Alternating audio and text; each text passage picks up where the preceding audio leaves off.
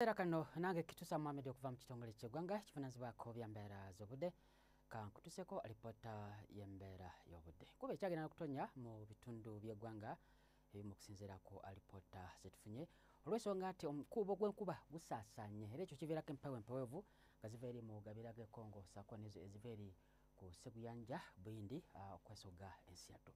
Bwe tugezaako ne twebeera ku mbeera y'obudde tusuubira enkuba okutonya mu masekkati mu biseera by'okumakya ebitundu nga Kampala ng'ekibodde eri e Masaka paka n'Akasongola. Ebuvanjuba nawe enkuba ejja kutonya mu bitundu nga Jinja, Tororo so ng'ate omusana kujja kwaka eri mu Soroti.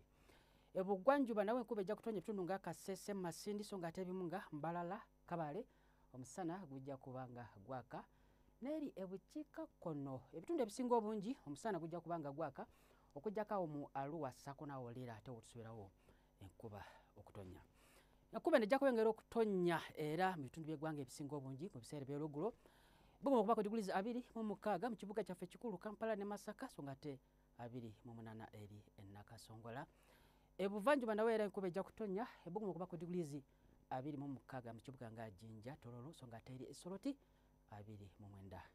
Ebugwanjuba nawe era enkuba ejja kutonya mu bitundu ebisinga obungi buguma okuba ku diguli 23 Kabale so ng'ate 29 eri e Kasese.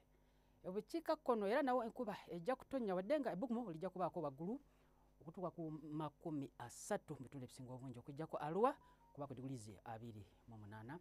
Bwe tugezaako ne tulaba ate mu kibuga Nairobi nawo enkuba ejja kutonya ebbugumu okuba ku diguli 25 so ng'ate e Dubai omusana gujja kwaka kutuuka ku diguli 28.